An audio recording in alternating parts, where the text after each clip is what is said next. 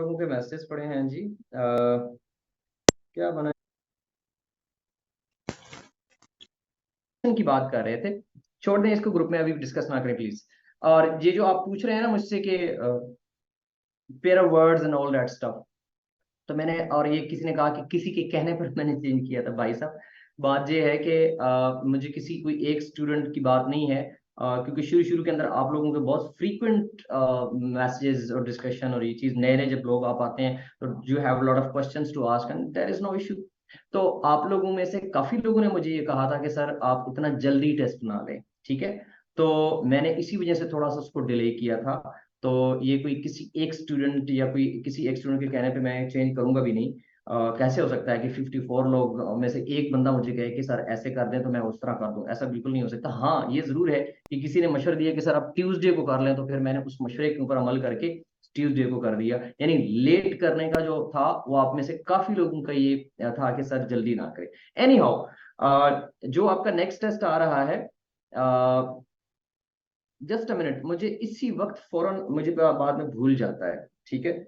मैं ना इसको क्योंकि ये टेस्ट तीसरा मेरा बना हुआ है, दूसरा मेरा नहीं बना हुआ, इसी वजह से मैं आपके सामने अभी अरसलान साहब को एक वॉइस नोट करता हूँ ताकि याद रहे। अस्सलाम वालेकुम अरसलान भाई। अच्छा, ये क्लास जो है, ये वाली क्लास, ये मुझसे पूछ रही है कि जो द कंसर्न्ड बंदा, ठीक हो गया जी, ओके जी। तो अब हमारा जो लेक्चर है वो तकरीबन आधे घंटे का बाकी है, और इस आधे घंटे के अंदर हम लोगों ने जितनी चीजें हमने स्टडी की नरेशन के अंदर इससे पहले, उसको उन रूल्स को जहन में रखते हुए अब हम टाइप्स ऑफ सेंटेंसेस को डिस्कस करेंगे, जिसके अंदर आपको इंट्रोगेटिव सेंटेंसेस को चेंज करना बताऊंगा, ऑप्टेटिव यानी दुआया जुमले हैं उनको चेंज करना बताऊंगा, और उसके साथ साथ आपको जनाब आएगा सामने तो याद आ जाएगा, ठीक है। तो सबसे पहले हम इंट्रोगेटिव सेंटेंसेस यूज करते हैं। आपको पता होना चाहिए कि there are two types of interrogative, जिसके अंदर आप कुछ है कि जो डब्ल्यू एच से स्टार्ट होते हैं, व्हाट से स्टार्ट होते हैं, वेयर से स्टार्ट होते हैं, वाई से स्टार्ट होते हैं, व्हेन से स्टार्ट होते हैं। और दूसरी टाइप ऑफ सेंटेंसेस है जो कि इनसे डब्ल्यू एच वालों की बजाय हेल्पिंग वर्ब को हम सब्जेक्ट के शुरू में लगा देते हैं। तो ये दो किस्म के सेंटेंसेस हैं। अच्छा, इन दोनों किस्म के सेंटेंसेस में एक बात कॉमन है जो आप लोग अभी नोट कर लें। ये सबसे अहम चीज है इंट्रोगेटिव सेंटेंसेस के जब हम चेंज करते हैं, सबसे अहम चीज है इन दोनों किस्म के सेंटेंसेस में, भले वो डब्ल्यू एच से स्टार्ट हो, भले वो इज, एम, आर, वाज, वर वगैरह से स्टार्ट हो, एक चीज सबसे अहम है, उसको नोट कर लें। वो ये है कि आपका जो डायरेक्ट स्पीच है, जैसे कि आपको स्क्रीन पर नजर आ रहा है, she said to me where are you going now, इसको आप क्वेश्चन की स्टेटमेंट को खत्म करके आप इसको एक आम असर्टिव सेंटेंस स्टेटमेंट बनाएंगे। क्या कहा मैंने? मैंने ये कहा कि आपके डायरेक्ट स्पीच में क्वेश्चन मार्क जो नजर आ रहा है, इसको आपने स्ट्रक्चर के हिसाब से क्वेश्चन जो है उसको खत्म करना होगा। तो इसको आप एक असर्टिव स्टेटमेंट बनाएंगे। You will not be asking a question when you are making an indirect speech. तो ये हर तरह से आपको ज़हन में रखना चाहिए। आपने सारा सेंटेंस ठीक लिख लिया, लेकिन चूंकि आपको पता नहीं है कि क्वेश्चन मार्क को खत्म करना था या नहीं करना था, तो क्वेश्चन मार्क अगर अगर आपने सेंटेंस के एंड पे लगा दिया इनडायरेक्ट बना के, तो यूं समझें कि 100% ये आपकी मिस्टेक है और ये सेंटेंस आपका गलत हो जाएगा। इस बात को आप नोट कर लें। अच्छा, अब थोड़ी सी चेंज है इनमें, लाइट सी चेंज होती है। बाकी इनके चेंज का रूल जो है इनडायरेक्ट बनाते वक्त ऑलमोस्ट 100% सेम है, और वो ये है कि जो हमारे हेल्पिंग वर्ब्स होते हैं उनसे अगर क्वेश्चन स्टार्ट हो रहा हो, जैसे कि आर यू गोइंग नाउ अगर होता, वेयर ना होता, तो are, is, am, are, was, were, has, have, had वगैरह से जो स्टार्ट होते हैं क्वेश्चन, यानी सब्जेक्ट से पहले लगा देने से, तो उनके लिए हम इफ या वेदर का इस्तेमाल करते हैं। ठीक हो गया जी। Nagina, wait. Do not make interrogatives. Listen to me carefully what I am saying.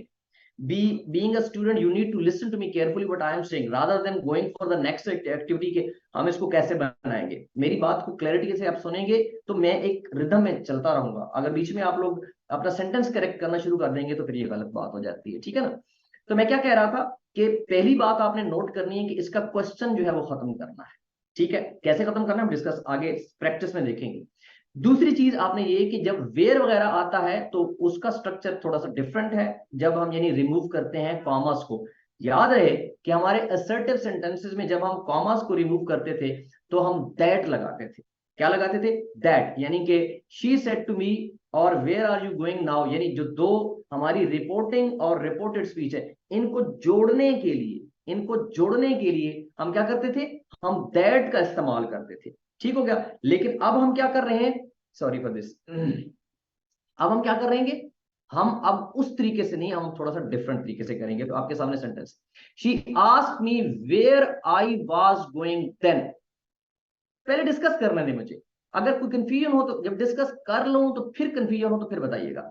सबसे पहली चीज आप देखें कि मैंने सेड को क्या कर दिया? आस्क्ड। तो एक बात तो ज़हन में रख लें कि जब क्वेश्चन है, ये बात हम डिस्कस कर चुके हैं कि रिपोर्टिंग वर्ब को हम अकॉर्डिंग टू द सेंटेंस जो कि हमारे रिपोर्टेड स्पीच में है उस तरीके से चेंज करेंगे।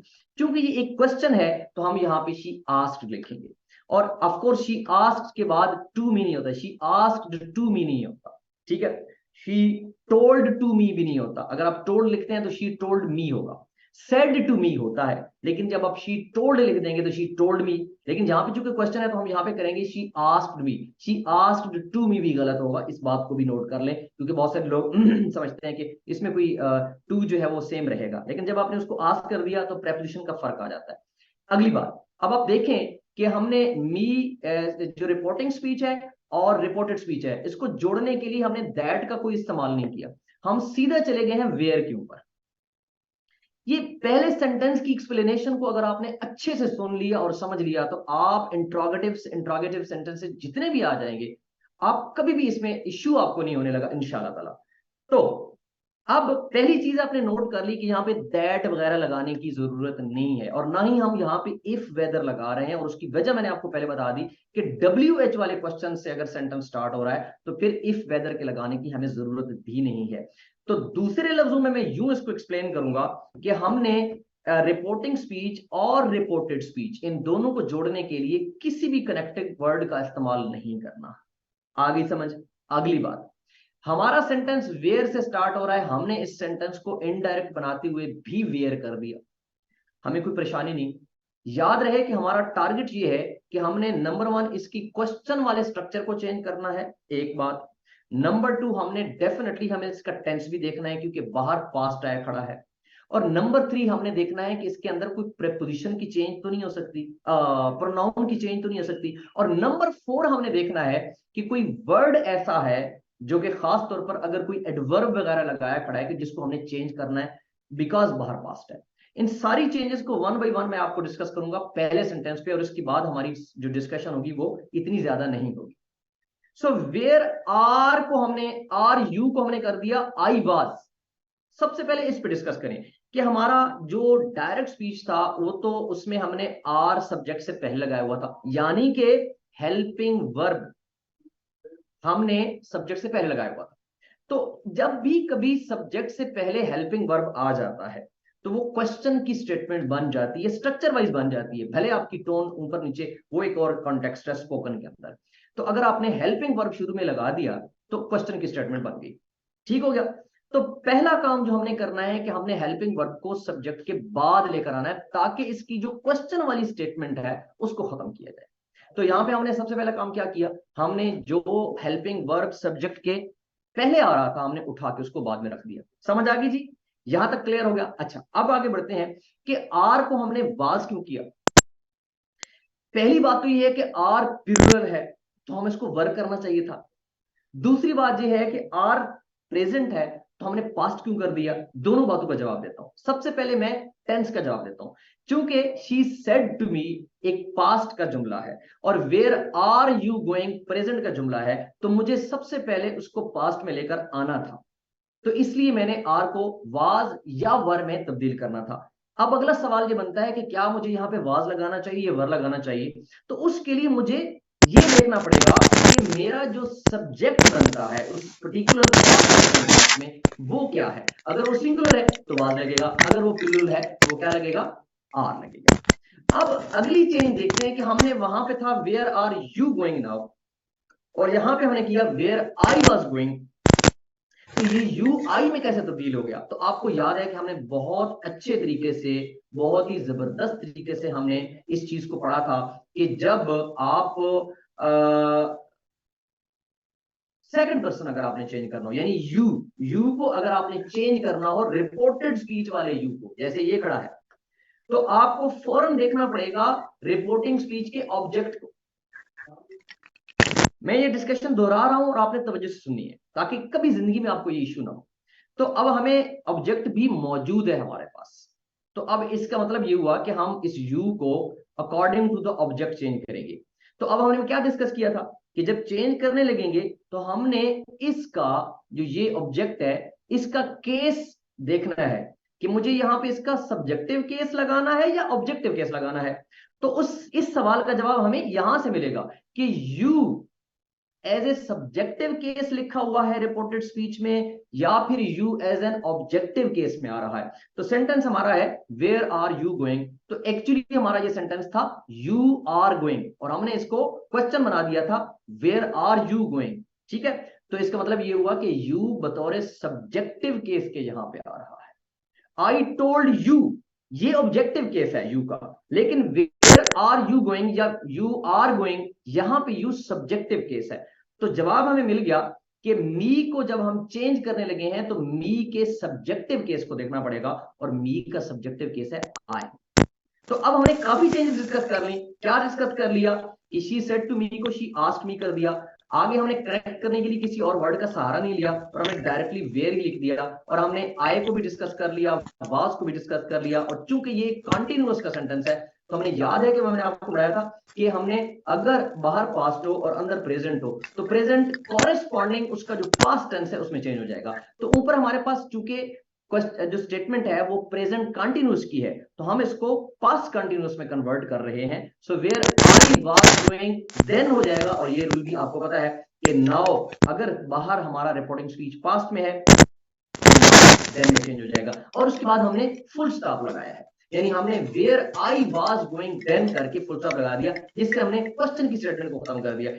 इससे आपको एक नई मालूमात भी मिल गई कि सिर्फ WH अगर क्वेश्चन किसी भी सेंटेंस में आ जाता है तो लाजमी नहीं कि वो क्वेश्चन हो। क्वेश्चन तभी बनेगा कि जब आपका हेल्पिंग वर्ब सब्जेक्ट से पहले है। अगर सब्जेक्ट से बाद आ रहा है हेल्पिंग वर्ब तो भले आपने पीछे वाई लिखा है, भले आपने वेयर लिखा है, स्ट्रक्चर वाइज भी वो क्वेश्चन नहीं रहेगा बल्कि एक नॉर्मल स्टेटमेंट बन जाएगी। तो मैंने बहुत टाइम इसलिए लगाया कि आप लोगों को कुछ रिवाइज भी हो जाए जो हमने रूल चीजें पढ़ी और आपके ज़हन में इंट्रोगेटिव सेंटेंसेस को बनाने का पता भी चल जाए। So there are two things. Neelam कहती है कि सर अगर टू मी ना होता प्लीज अगर अगर वाली बातें ना डिस्कस किया करें भाई। Where she said where are you going, तो मैंने आपको बताया कि where she said where she was going then, तो ये आप इसको शी में चेंज कर दें, ही में चेंज कर दें, यू में चेंज कर दें। वी हैव ऑलरेडी डिस्कस नीलम इसके अगर आपका ऑब्जेक्ट मौजूद नहीं है और आपके रिपोर्टेड स्पीच में यू आ जाता है तो फिर you are free to use any pronoun but it should be in of course a corresponding case. अगर यू सब्जेक्टिव केस में है तो फिर सब्जेक्टिव यू ही शी कर लें और अगर ऑब्जेक्टिव केस में है तो हिम हर कर लें। ओके जी, अब आते हैं अगले सेंटेंस की तरफ, which would be easy to. I said to him what did you eat yesterday, तो इसका क्या होगा आई आस्क्ड हिम, पहले तो ये हो गया what he did, sorry what he had eaten the previous day. Past simple था हमने इसको पास्ट परफेक्ट कर दिया, प्रीवियस यस्टरडे था हमने इसको प्रीवियस डे कर लिया। अब इस क्वेश्चन की स्टेटमेंट को मैं एक्सप्लेन नहीं करने लगा। अगर किसी को जो ऊपर वाली स्टेटमेंट की डिस्कशन के हिसाब से अगर आपको दूसरे पॉइंट की समझ ना आई हो कि ये कैसे चेंजेस की गई तो मेरे ख्याल में आप बिल्कुल कर सकते हैं, आपका राइट है, आप लिख सकते हैं कि सर जी मुझे तो भूल गया आपने क्वेश्चन नंबर 1 की स्टेटमेंट की जो इतनी लंबी चौड़ी explanation the. So we move further. We said to her, did you beat our servant yesterday? अब ये थोड़ा सा चेंज आ गया। कैसे चेंज आ गया कि यहां पे हम लोग क्या कर रहे हैं जनाब, डिड लगा रहे हैं। अब हमारा क्वेश्चन हेल्पिंग वर्ब से स्टार्ट हो रहा है, पहले हमारे क्वेश्चन WH से स्टार्ट हो रहे थे और हमें दोनों जो आप कह सकते हैं कि रिपोर्टिंग और रिपोर्टेड स्पीच को करेक्ट करने के लिए किसी वर्ड की जरूरत नहीं थी। लेकिन जब हमारा कोई भी रिपोर्टेड स्पीच का क्वेश्चन हेल्पिंग वर्ब से स्टार्ट हो रहा हो तो फिर हमें इफ या वेदर लगाना पड़ेगा और वेदर की स्पेलिंग भी आपके सामने है, ये वाला आप लगाएंगे। वी आस्क्ड हर इफ या whether she had beaten our servant previous day. अब इस सेंटेंस को थोड़ा मजीद डिस्कस करेंगे क्योंकि ये थोड़ा सा डिफरेंट इसमें चेंज आ जाता है। अच्छा, सबसे पहले तो हम देखेंगे कि हमने इसको दोनों को कनेक्ट करने के लिए इफ लगाया या वेदर लगाया। आप इफ लगा दिया करें, आप वेदर लगा, कभी स्पेलिंग भी गलत हो जाता है, इफ लगा देने से काम ठीक हो जाएगा। सो क्यों हम वेदर की तरफ जाएं, हम गलत स्पेलिंग लिख दें, वेदर की गलती से भी लिख दें और हमें पता भी ना हो, तो फिर एवी खामखा मतलब एक नया शोशा छोड़ने की क्या जरूरत है। तो इफ लगा दिया, इसके बाद हमने क्या किया, did you beat our servant yesterday. अब यहां पे ये शी कैसे आया, याद रहे कि ये हमारा जो आवर है ये बुनियादी तौर पर फर्स्ट पर्सन है। आपको याद होगा कि आई वी, ये दोनों मैंने आपको क्या बताए थे, फर्स्ट पर्सन। और इसके बाद आपको मैंने जो केसेस डिस्कस किए थे उनमें जो आवर सर्वेंट है बुनियादी तौर पर वो हमने डिस्कस किया था कि ये इसी केसेस वी के केसेस में आता है। तो हमने ये पढ़ा था कि फर्स्ट पर्सन जो होगा उसको हम वी सेड टू हर। हाँ हाँ ठीक है ठीक है, सही है। मैं शी को देख रहा था कि शी तो हमने, सॉरी सॉरी सॉरी सॉरी, कभी कभी यार इंसान हूं, कभी भूल सकता हूं, कि यू को हमने चेंज किया है शी में और इस आवर को हमने चेंज किया है आवर के अंदर, क्योंकि हमने इसको सब्जेक्ट के हिसाब से चेंज करना था। Extremely sorry sorry sorry for that, मेरी थॉट प्रोसेस थोड़ी सी गलत होगी। सो डिड यू बीट, तो अब हमारा जो सेंटेंस है, अच्छा मैं आपको आसान इसका हल बताता हूँ। जब आप क्वेश्चन देखते हैं ना तो आप कंफ्यूज हो जाते हैं, यार मैं इस क्वेश्चन को कैसे सेट करूं। तो इसका एक बेहतरीन हल ये है कि आप इस क्वेश्चन को सिंपल स्टेटमेंट बना के देख लें। You beat our servant, you, basically ये सेंटेंस क्या होना चाहिए, यू के बाद बीट की दूसरी फॉर्म, बीट की दूसरी फॉर्म क्या होती है, बीट, बीट की दूसरी फॉर्म क्या होती है, can you tell me please, beat की दूसरी form, beat beat I guess, are you sure, yes it should be beat.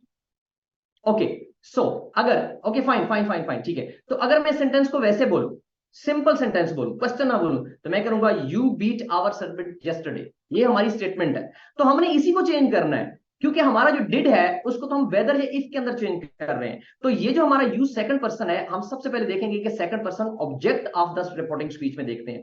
तो हर हमारा ऑब्जेक्ट है। अब यहां पे हम देख रहे हैं कि यू हमारा सब्जेक्टिव केस में आ रहा है, सब्जेक्टिव केस में आ रहा है। तो जब ये सब्जेक्टिव केस में आ रहा है तो हर का सब्जेक्टिव केस क्या बनता है, शी। हर का सब्जेक्टिव क्या बनता है, शी। तो यहां पे हम लोग सबसे पहले शी लगा देते हैं। इसके बाद जो हमारा you beat our servant yesterday है, ये है पास्ट सिंपल।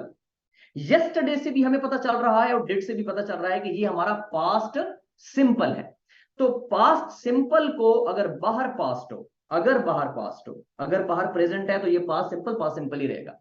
अगर रिपोर्टिंग स्पीच में पास्ट आ गया तो इस पास्ट सिंपल को हमें पास्ट परफेक्ट में जाके चेंज करना है।